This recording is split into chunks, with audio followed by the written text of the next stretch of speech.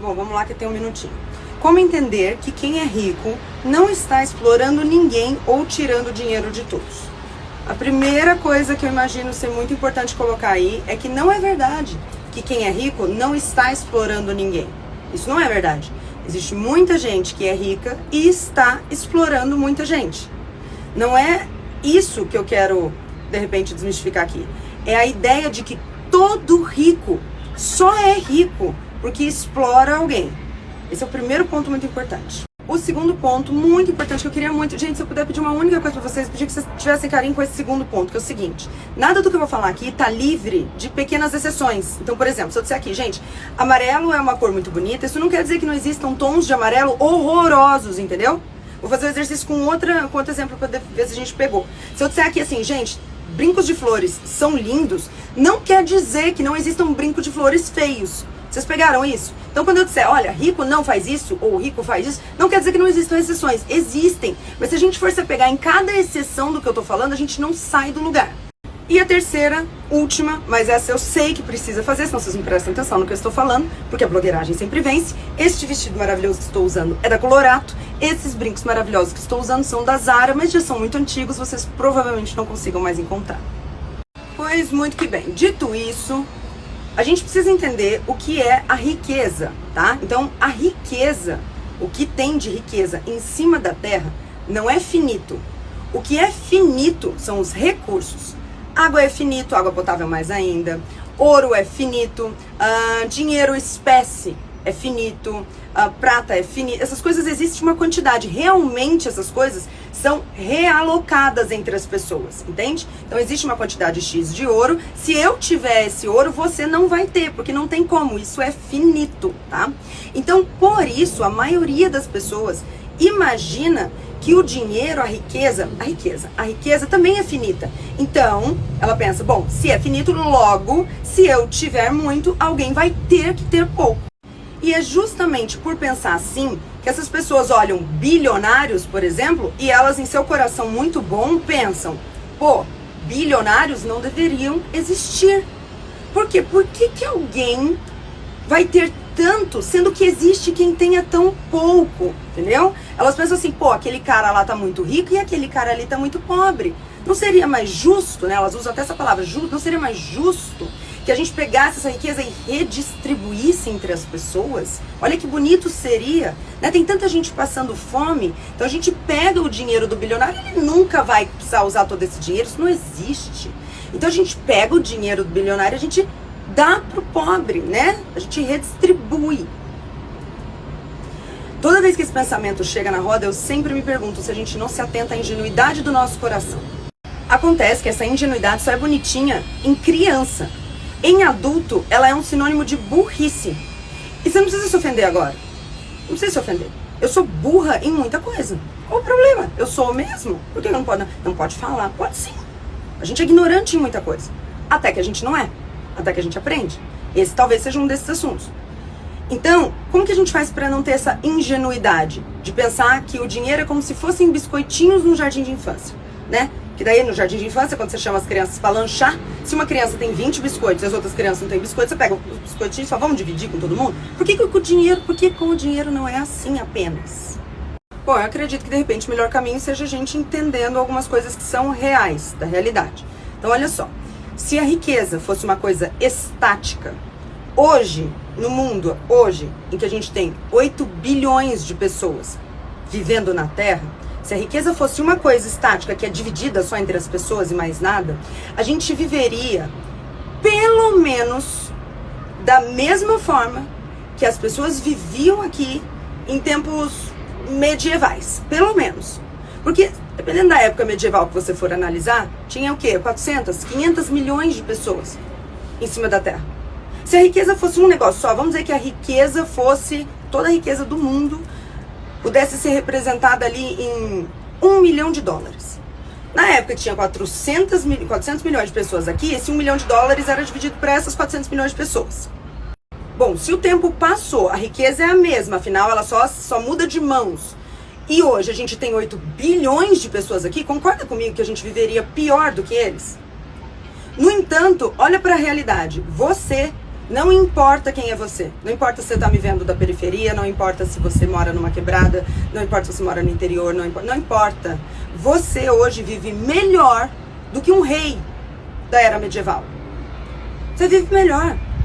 Porque o cara não tinha água encanada. A Lara também não tem. A gente vai começar a viver aquele negócio que eu falei, então a gente vai precisar pegar as exceções e deixá-las de lado pra gente conseguir fluir o raciocínio. Então hoje você tem um celular na sua mão, isso você tem, afinal você tá me vendo, né? A Lara, eu tô vendo o celular emprestado. Vamos segurar a exceção, que senão a gente não anda. A título de repente a gente compreender melhor ainda, vamos pegar um exemplo real, mais aqui dos nossos tempos. Lá por volta de 1990, se não me engano, posso estar errando um pouco o dado, mas por volta de 1990, se não me engano, a pobreza extrema na Terra era reconhecida como atingindo mais ou menos 2 bilhões de pessoas. Então, por volta dos anos 90, a gente tinha mais ou menos 2 bilhões de pessoas que viviam em situação de pobreza extrema, tá? Classificada. Em 2015, esse número caiu para 400 milhões. Se a riqueza é estática, como que pode, ao longo do tempo que vai passando e mais pessoas estarem na Terra, a gente estar enriquecendo? Como pode isso? Se a riqueza é uma coisa estática que só muda de mãos em mãos. Tá compreendendo aqui comigo?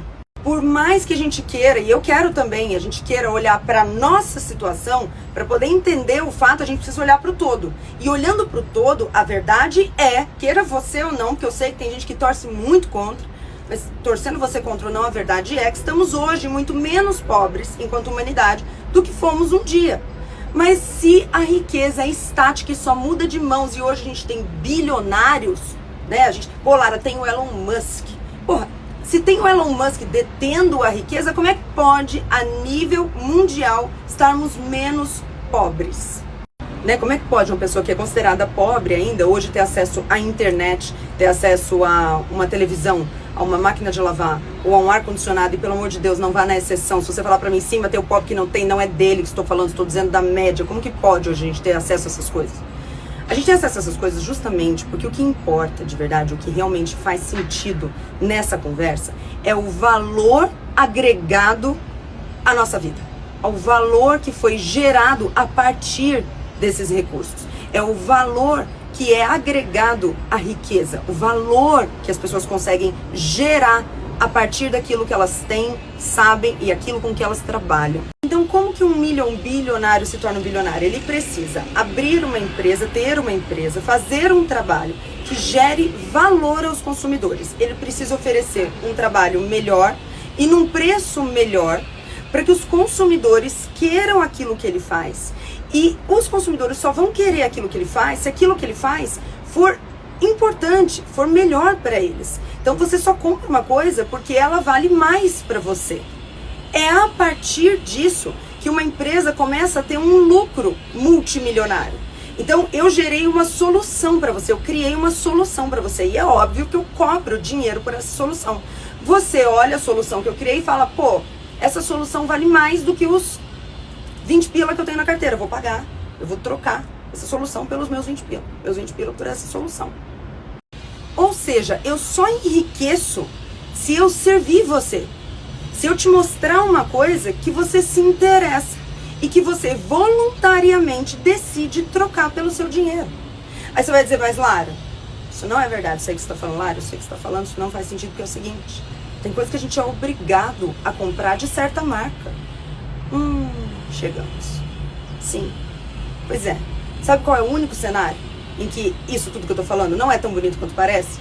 Quando o governo, governo, a gente ama governo, vamos eleger governo, queremos mais governo, precisamos de mais governo. Quando o governo te obriga a comprar certa coisa de certo lugar porque ele não deixa a outra entrar, ou porque ele faz uma regulação absurda, ou porque ele dificulta tanto para os empresários não conseguem entrar na competição.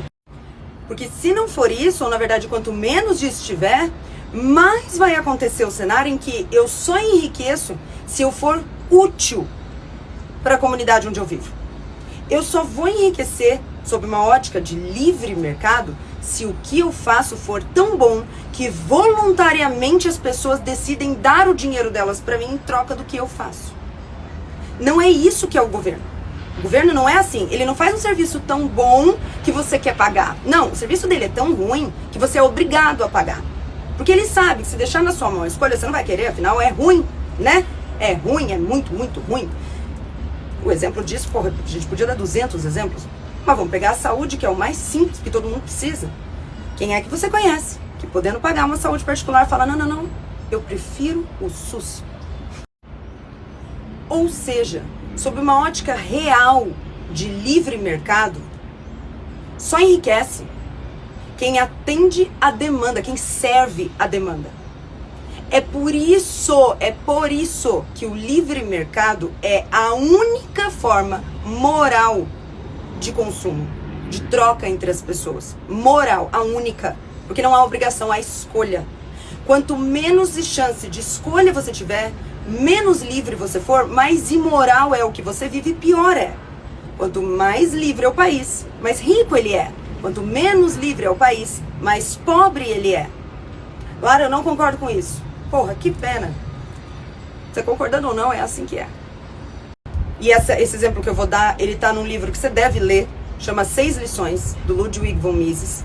É o livro base para entender esse lance de economia básica que todo mundo deveria aprender na escola. Lá nesse livro ele dá um exemplo que eu gosto muito, que ele diz o seguinte: nos dias de hoje, quando você fala que alguém, você vê que alguém é o rei do parafuso, esse cara é o rei do parafuso, e ele vende muito mais parafuso que todo mundo, que ele consegue vender o parafuso dele numa qualidade muito, muito alta, num preço de uma competição perfeita para ele. Quem que atrapalha isso? O governo. Quando o governo entra, só o rico consegue subir, só quem já está lá. Quer ver isso na prática?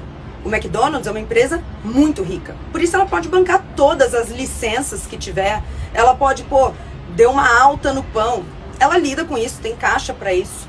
Ela pode abrir outra loja em outro lugar porque ela tem dinheiro pra isso. Agora, você que faz hambúrguer, começou a fazer hambúrguer aí na tua casa, você tá fudido. Porque o governo vai lá e fala, você não pode vender hambúrguer aqui, que você precisa de uma licença, que eu que vendo. Aí você fala, mas não tem dinheiro ainda, eu tô começando agora. Ele vai falar, então você não pode começar. Tá entendendo? Então, quanto mais livre é o lugar que você tá, maior é a chance de concorrência. E quem se beneficia disso? O consumidor. E é óbvio, quem consegue atendê-lo. O rico fica rico quando ele serve o consumidor. E não porque, olha, as estrelas quiseram assim. O que é injusto nessa história não é que o rico esteja tão rico. É que aquele que não é rico ainda não tenha a liberdade de poder se tornar. E para os ricos isso interessa muito, tá? Interessa muito. Interessa muito que alguém que detém o monopólio de um negócio tenha ali a proibição das outras pessoas de entrarem nesse negócio. Eu acho que interessa. Então você sabe quem gosta muito dessa ideia de mais governo, mais regulamentação, sabe quem gosta muito? O rico. Para o rico de verdade isso é muito interessante. Agora, o pobre, que quer mais governo, que quer mais regulação, ele não está pensando muito com a cabeça. Quanto mais opções a gente tiver, melhor é para nós. Tanto como consumidores, quanto como pessoas que trabalham para esses ricos. Então assim, tem 6 ricos, Lara, que aqui na cidade, eles são os principais responsáveis por contratações.